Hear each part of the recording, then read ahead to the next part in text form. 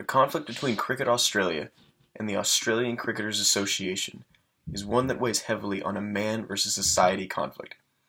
In the case of Cricket Australia, or the society in this case, the mockery and shameful humiliation that they felt upon their organization and country as a whole justifies their strict punishment of a 12-month ban from any cricket play, internationally or domestically, for the players that they listed.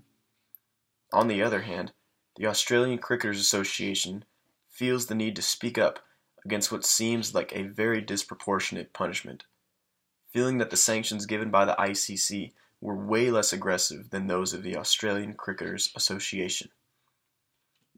In this case, the Australian Cricketers Association would be the man representing the players' union.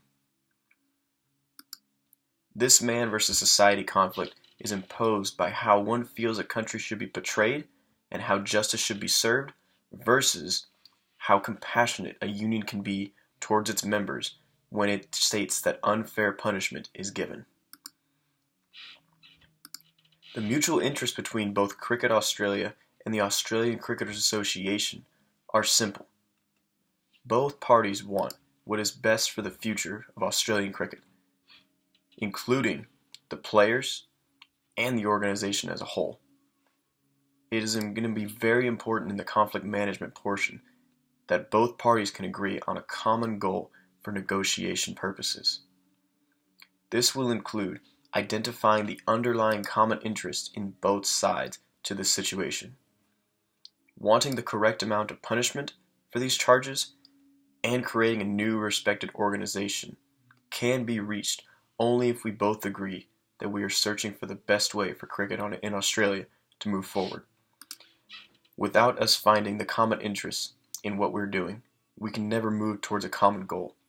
Therefore, one side will overpower the other in a way that's just going to go back and forth, and conflict resolution will have no way in the future.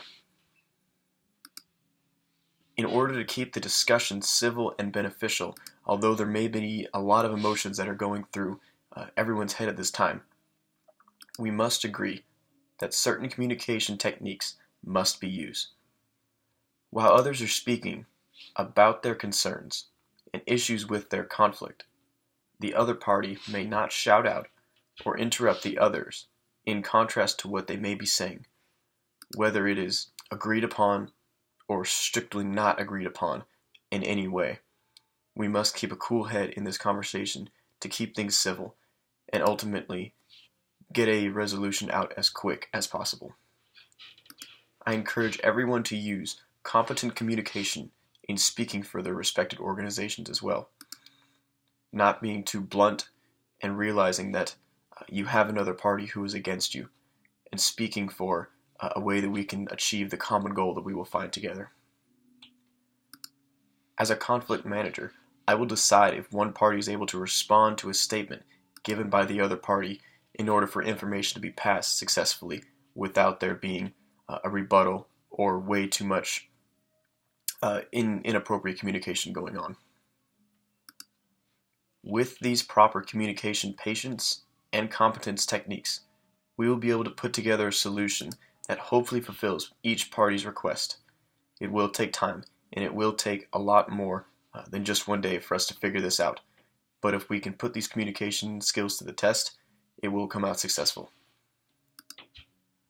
I will open the discussion by discussing the conflict with what information we have been given so far in this process. Each representative from each side will be given 10 minutes to discuss 3 different points. 1. What do you wish to gain out of the negotiations? What really is your end goal for this negotiation process, and what would be the best way for you to walk out of here knowing that you had won? How will you recognize your other side's concerns with your proposed plan? So, in other words, how can we realize to finding the common ground between both parties and not us simply walking out of here feeling like we have a trophy? And finally, what do you wish for the negotiation to come to? Do you wish for it to come to a successful union where everyone could shake hands afterwards, or are you simply just speaking out of hate in this process? after which I will take all of these discussion points and present an integrative bargaining negotiation, one that hopefully fulfills everyone's plans and everyone's wants and needs. If we can both agree to these terms, then the discussion will stop and cease, and we will have a clear way of settling this situation. If the conflict, though, needs to be based upon a distributive bargaining claim or simply spreading the wealth among a specific side with the other side receiving less, we will continue this process of talking and discussing until we can claim a proposition as a final solution. We must all realize that with any sports organization, with any team, with any city, we are dealing with a lot of passionate people.